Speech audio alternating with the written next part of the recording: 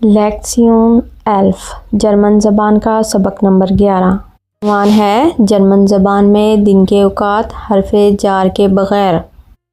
Preposition ام کے ساتھ دن کے اوقات ہوتے ہیں۔ صبح کا وقت مورگن، دوپہر سے پہلے کا وقت فورمیٹاگ اور دوپہر کا وقت ہوتا ہے میٹاگ۔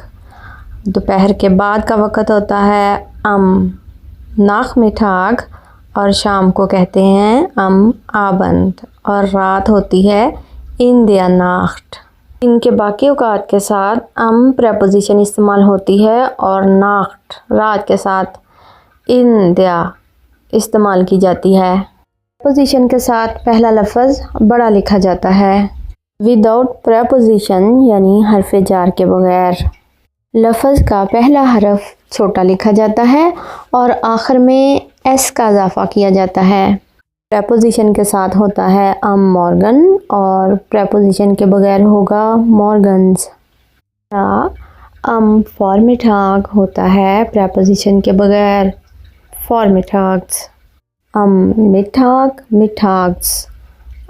ناخمیٹاگ ناخمیٹاگز۔ آبند آبندز اور ان دیا ناخت ہوگا ناخت۔ Ich wiederhole morgens, vormittags, mittags, nachmittags, abends, nachts۔ ان میں کوئی پریپوزیشن استعمال نہیں ہوئی ہے۔ لفظ کا پہلا حرف چھوٹا اور آخر میں ایس کا اضافہ۔